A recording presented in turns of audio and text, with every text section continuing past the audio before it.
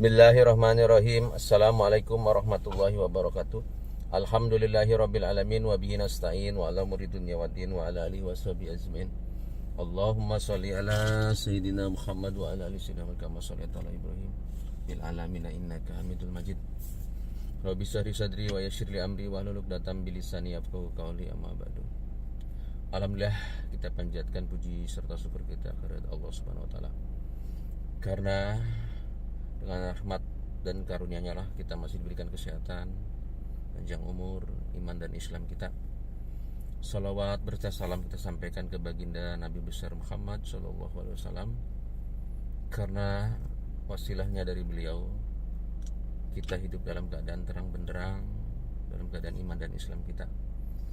Alhamdulillah, saudaraku, seperti janji saya bahwa bagaimana mengembangkan bisnis dalam keadaan pandemik.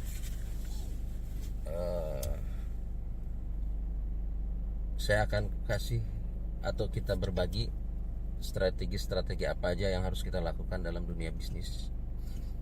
Konten saya adalah gila bisnis tanpa hutang. Ada dua nanti yang sering kita share. Yang pertama adalah dari sisi hablum minallah dan hablum minannas. Saudaraku, insyaallah hari ini saya dalam perjalanan menuju pengajian mingguan, yaitu di Pasar Kemis Cilongok dengan guru besar kita Abuya Kiai Haji Uci Tutusi. Kurang lebih perjalanan ke sana ditempuh dalam waktu 30 menit. Biasanya setiap hari Minggu mulai di pukul 7.30 sampai jam 12 siang. Oke, menindaklanjuti yang saya sampaikan tadi, bahwa ingat saudaraku, yang salah itu bukan bisnisnya. Bisnis itu tidak ada yang salah selama dia berdasarkan syariat Islam. Terkecuali kita melanggar syariat-syariat yang Allah berikan.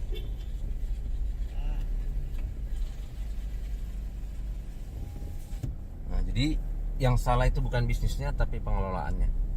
Kenapa bisa salah pengelolaannya?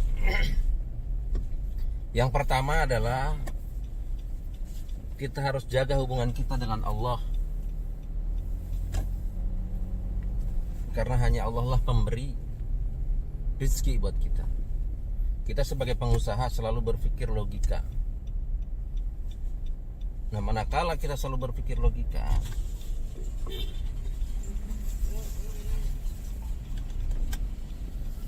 kita tidak akan pernah mampu. Karena Allah lah sebaik-baik pemberi rezeki. Tugas kita hanya berikhtiar, melaksanakan perintah Allah dan menjauhi larangannya. Bagaimana dalam dunia usaha? Pastikan bahwa bisnis kita harus jelas, fokus apa bidang kita yang mau kita jalankan. Karena sekarang pengusaha itu kebanyakan umumnya harus selalu dilihat dengan nilai. Padahal bukan itu yang sesungguhnya adalah keberkahannya, kebarokahannya dari sesuatu yang kita kerjakan. Nah, bagaimana agar bisnis kita bisa berjalan sesuai yang kita harapkan? Kita harus memahami dulu bahwa ilmu bisnisnya kita harus paham dulu. Setelah ilmu bisnisnya kita paham, bagaimana marketnya, bagaimana value-nya, bagaimana grid sistemnya, manpower-nya atau teamwork-nya, itu hubungan kita dengan manusia. Nah, bagaimana dari sisi marketnya? Itu kita harus pastikan bahwa customer kita yang harus kita layani itu akan memberikan imbalan ataupun nilai, entah dari sisi cash flow-nya dia bagus. Karena kalau marketnya dan cash in-nya telat, itu akan menimbulkan problem dari sisi cash flow kita. Jadi kalau misalkan customer pembayarannya terlalu lama, itu problem awal dari permasalahan perusahaan kita. Jadi kita harus pastikan dari awal bahwa cash in itu atau perputaran keuangan kita harus pastiin bahwa customer kita pembayarannya bagus. Jangan terlalu lama juga. Karena begitu kita terlalu lama, berarti ada jeda antara pengeluaran kita yang setiap hari berjalan terus dengan pendapatan kita yang emang terlalu jauh jarak waktu. Nah, kalau itu udah terjadi karena kapital kita juga terbatas, itu akan menimbulkan masalah. Itu awal masalah dulu. Jangan kita ada pekerjaan pasti ada uang muka. Tapi berapa persen sih uang muka yang bisa kita? Jadi poin utama adalah agar kita tetap eksis harus jelas siapa target market kita. Ya mohon maaf sekarang nih kebanyakan bisnis babada alas dalam artian asal berbisnis. Jadi itulah yang harus kita jalani dari sisi strategi bisnis hablum minannasnya. Nah, hablum minallahnya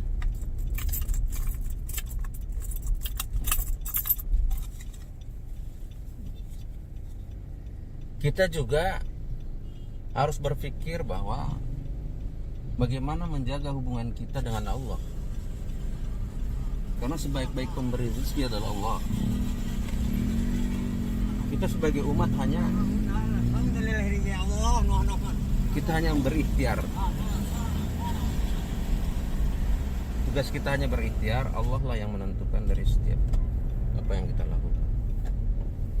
Dan dalam proses bisnis itu kita harus siap. Karena dalam bisnis itu berbagai risiko kan ada. Nah, risiko itu coba kita perkecil agar dampaknya terhadap keuangan kita itu tidak melebar. Jadi itulah yang strategi pertama yang harus kita lakukan. Jadi tidak ada pilihan bahwa dalam proses bisnis ini memang tidak mudah. Karena hanya manusia-manusia terpilih lah yang oleh Allah yang berani mengambil resiko. Karena kadang-kadang bagi pengusaha pemula dia akan berpikir bahwa selalu berpikir untung dulu gitu. Oh, lihat teman kita bisnis makanan misalkan atau kafe ataupun apapun atau bisnis hijab dan sebagainya, dia selalu yang diingat itu, wah teman saya juga bisnis kok untungnya besar gitu. Nah padahal nggak dibangun dulu fondasi bisnisnya. Fondasi bisnisnya itu apa? Yang pertama kita harus memahami adalah ilmu bisnis, kedua fikih muamalahnya. Jadi harus dipahami akad-akadnya, jangan sampai ada akad-akad yang batil. Karena apa? Begitu ada akad-akad yang batil, kita tidak sadarin bahwa itu yang kita langgar dari aturan Allah. Jadi ingat saudaraku ahli surga. Kenapa saya selalu doain ahli surga? Karena kita ini penghuni surga, bukan penghuni neraka. Dalam bisnis itu bukan cuman untung, saudaraku, tapi ada yang lebih besar dari itu. Ada surga dan neraka, ada halal dan haram. Karena nanti di yaumil akhir kita akan ditanya dua hal. Untuk harta ya, untuk harta dua hal. Dari mana kau dapatkan harta itu? Dan untuk apa kau belanjakan harta itu?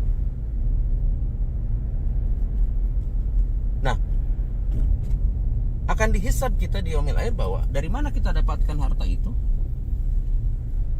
Kalau yang kita dapatkan tidak halal atau ada keharuman, itu akan selamanya bermasalah. Dan untuk apa kita belanjakan? Mohon maaf, saya juga sebagai pembisnis owner dari beberapa bisnis yang tekuni, saya selalu berpikir begini, saudaraku. Ada keharuman sedikit, ya biarinlah kita cuci dengan sodako, dengan zaria, bantu masjid, anak yatim, siapapun gitu. Tapi pada hakikatnya itu tidak menimbulkan ketenangan. Karena apa? Ada yang salah dari kita mendapatkan itu. Makanya Allah tidak ridhoi. Saudaraku, saya mau tanya, kita bahagia dulu apa sukses dulu? Kita harus tahu dulu, sukses itu apa sih? Bahagia itu apa sih? Apakah kita dengan punya kendaraan mewah kita bahagia? Bukankah kita berbisnis itu untuk mendapatkan itu? Iya. Tapi itu bukan akhir dari segalanya. Kenapa saya bilang tadi? Kenapa banyak orang punya istri cantik tapi tetap cerai? Kalau emang parameternya kecantikan itu membuat dia bahagia, kenapa orang punya harta banyak tapi tetap tidak bahagia? Berarti bukan kekayaan itu atau harta itu atau uang itu yang membuat dia jadi bahagia. Yang ada adalah sengsara, gelisah. Baik, saudaraku ahli surga, kita mapping dua,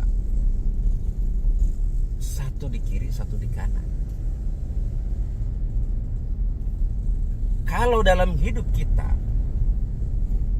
masih ada gelisah, berarti kuncinya adalah di situ kita melakukan maksiat yang kita tidak sadari. Setelah maksiat adalah sama dengan gelisah, tidak ada ketenangan, sama dengan sengsara, dan sama dengan juga berarti neraka. Jadi kalau hidup kita masih gelisah, tidak ada ketenangan, tidak kebahagiaan, berarti kita masih bermaksiat sama Allah. Yang kedua, di kanan ini kita harus taat, tunduk, dan patuh terhadap Allah. Begitu kita melakukan sesuatu yang Allah perintahkan, pasti akan ada ketenangan di dalam diri kita. Begitu ada ketenangan di dalam diri kita, taat sama dengan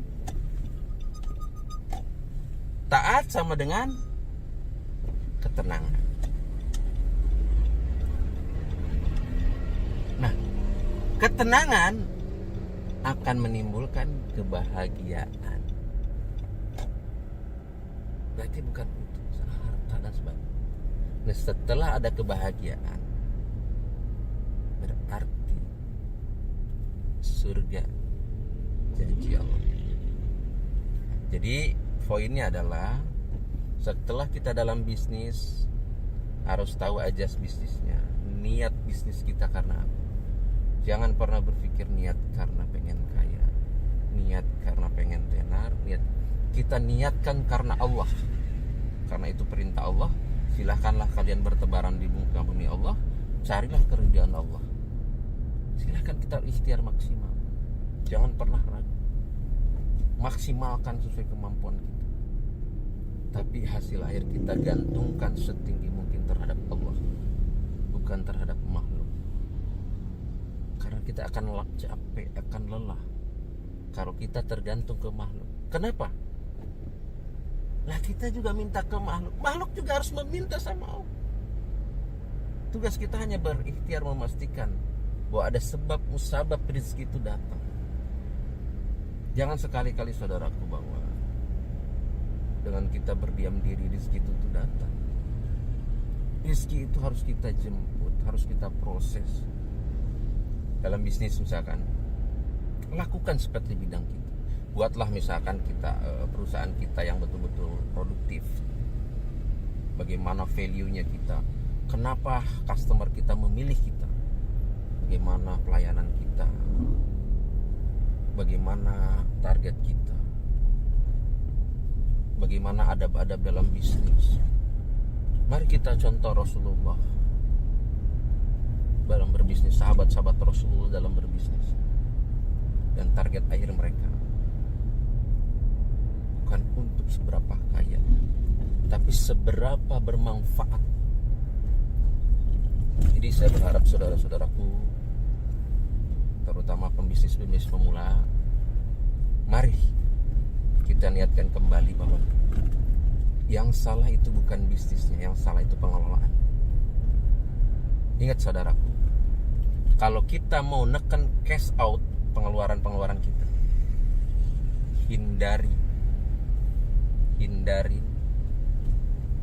menggunakan dana yang berlebihan, atau dalam dunia bisnis adalah hutang. Ingat saudaraku, hutang itu membayar kepastian tidak kepastian, membayar kepastian dengan ketidakpastian. Gelisah di malam hari, terhina di siang hari, karena kita langgar perintah Allah. Kenapa saya bilang membayar kepastian dengan ketidakpastian? Kita hutang 100 juta, pasti itu hutang 6 bulan ke depan harus dibayar. Apakah kita 6 bulan ke depan ada rezekinya? Belum tentu. Berarti di situ kita ada kesombongan yang mendahului Allah. Akhirnya apa? Kita berbohong. Kenapa? Akhirnya kita mengembangkan bisnis di luar kapasitas kita. Ini yang sering salah. Makanya bagi para pembisnis pemula ataupun yang sudah berjalan, mari benahin kembali bisnis. Kalau kita emang baru punya modal 5 juta, 10 juta, pakai aja itu. Seiring berkembang benahin. Ingat, begitu Allah ridhoi, Allah berkahi, rezeki itu akan datang. Jadi bagaimana kita mengembangkan bisnis? Saudaraku, ada satu lagi. Kalau niat karena Allah, kita jangan pengen istilah Sunda itu langsung melejit ujug-ujug. Karena apa? Karena kita memaksakan. Oh, saya pengusaha, harus pakai mobil mewah dan sebagainya. Padahal mohon maaf, dia dikembangkan dengan hutang. Akhirnya apa? Allah kasih kenikmatan itu. Allah ulur semua rezeki dikasih. Itu istizrad. Kelihatan dia banyak, tapi sesungguhnya itu seperti itu tidak akan, tinggal tunggu waktu, saudara. Karena siapapun pengusaha akan mengalami fase itu selama dia masih menggunakan atau masih melanggar aturan Allah. Saudaraku harus tahu ya, kita sebagai umat Islam, bahwa Allah ciptakan manusia hanya untuk beribadah kepadaku, kata Allah. Melaksanakan perintahnya, menjauhi larangan. Kalau ada kata-kata melaksanakan perintah, berarti Allah akan kasih petunjuknya untuk kita hidup. Itu apa? Al-Quran. Al-Quran dan Al-Sunnah. Al-Quran dan suri teladan kita, Rasulullah yang harus kita jadi panutan.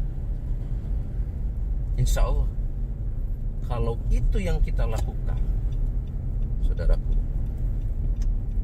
hidup kita akan tenang. Saya menyampaikan ini, mohon maaf sekali lagi, bukan karena saya bisa. Saya hanya menceritakan pengalaman pribadi saya dengan perusahaan yang saya jalankan. 1 tahun lebih, saudaraku, saya mencari kenapa bisnis kita tidak ada keberkahan. Allah akan cuci itu. Mustahil kalau kita dapat rezeki dari yang haram, pasti membelanjakannya juga maunya ke yang haram.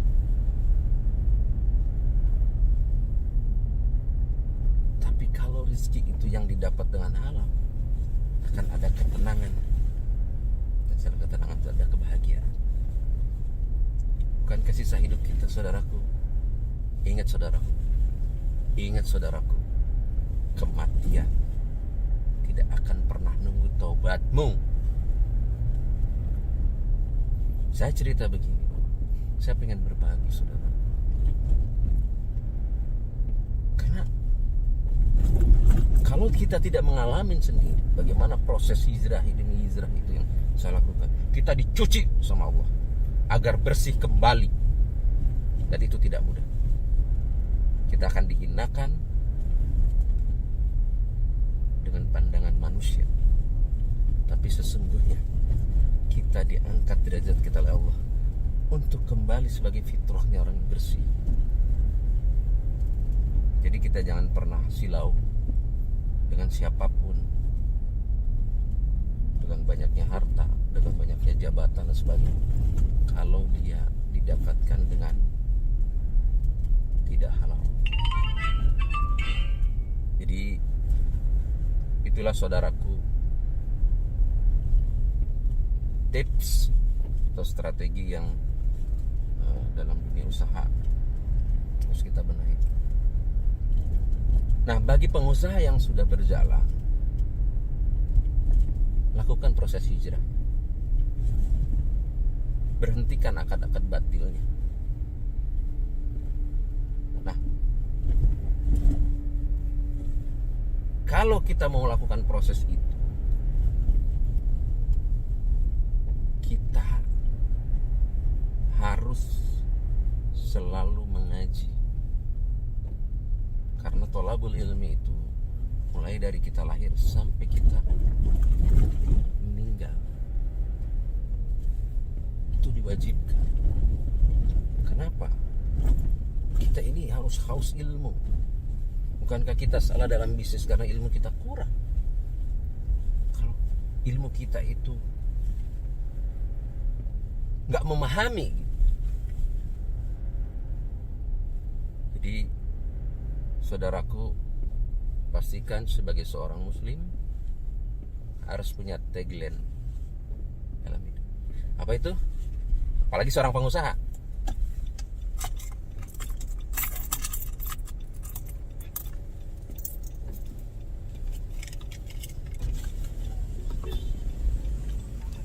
Ya, Bang. Apa itu, saudaraku, tagline? Yang pertama adalah berusaha semaksimal mungkin, fokus. Kita bukan mental pecundang, kita mental petarung dalam bisnis. Lakukan apapun semaksimal mungkin, tapi sesuai syariat. Jangan menghalalkan segala cara untuk mendapatkan sesuatu. Karena kalau itu lakukan, kita akan kembali lagi ke zaman jahiliyah, bahwa kita nggak menerapkan syariat. Yang kedua, saudaraku, harus mengaji, saudaraku, dimanapun. Misalkan kita dalam perjalanan, setel aja ada radio ataupun media-media yang lain, kita dengarkanlah guru-guru kita, ke mentor-mentor kita, gimana berbisnis dengan sesuai syariat, bagaimana kehidupan kita, hubungan kita dengan Allah. Satu hal saudaraku, kalau kita berbisnis itu hubungan kita dengan manusia, kita dengan Allah, agar kita ditolong sama Allah dalam setiap masalah. Pantaskan diri kita di hadapan Allah dengan cara apa? Melaksanakan perintah Allah sebaik-baik. Contoh hal yang kecil saudara, jangan pernah telat sholat 5 waktu. Apapun pekerjaan kita, pastikan Allah memanggil, kita hadir, agar pada saat sesuatu kita minta, Allah juga cepat kabulkan. Nah, kenapa saudaraku kadang-kadang doa-doa kita mungkin masih terhalang? Karena ada yang kita makan, masih ada keharuman saudara. Karena janji Allah, apabila ada yang kita makan dan masuk ke dalam tubuh kita, itu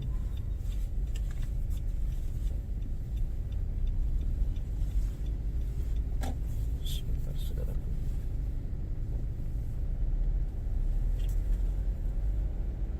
tubuh kita ini akan jadi keraknya neraka. Sungguh luar biasa saudara. Kalau Anda sebagai orang yang beriman harus yakin dan percaya Al-Quran sebagai dalil yang Allah turunkan, sebagai panduan hidup manusia. Jadi pantaskan diri di hadapan Allah. Apa saudaraku? Yang pertama tadi, kita ikhtiar maksimal. Kedua, harus selalu mengaji. Ketiga, berdakwah saudaraku. Ini saya dengan membuat YouTube ini dengan teman-teman saya. Ya bro, kita buat YouTube, kontennya yaitu kita ada sisi dakwah, dari sisi dakwah untuk bisnisnya, tentu untuk syiar Islam. Kita harus selalu berdakwah saudaraku. Kenapa? Saya selalu kadang-kadang menangis selama kurang lebih 13 tahun. Bagaimana kita berkecimpung dengan yang disebut ribawi. Sungguh luar biasa. 1 dinar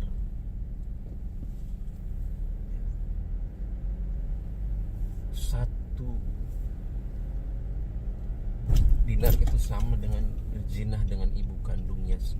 36 kali berzinah dengan ibu kandung. Bayangkan saudaraku, kalau kita bertransaksi dengan utang dan ada riba, nggak Anda kalikan saja berapa dosa kita. Siapa yang bisa mengampuni kita? Hanya Rahman Rahimnya Allah.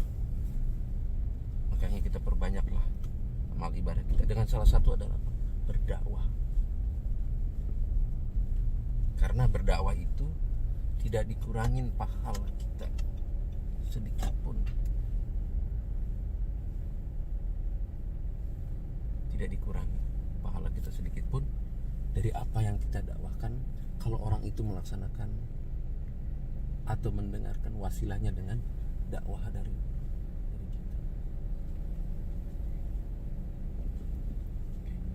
Yang terakhir adalah saudaraku, hijrah menghijrahkan. Kita sudah hijrah, coba membuat hijrah. Kita hijrahkan saudara-saudara kita. Kita hijrahkan saudara-saudara kita agar kembali ke jalan yang Allah ridhoi. Oke saudaraku, ini saya udah mulai sampai di Cilongok Pasar Kemis. Mungkin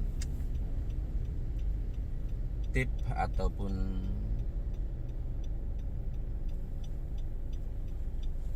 hari ini cukup mungkin sampai di sini dulu. Kurang lebihnya mohon maaf. Kesalahan datang dari diri saya, sesungguhnya dari diri saya. Kebenaran sesungguhnya datang dari Allah. Terima kasih saudaraku.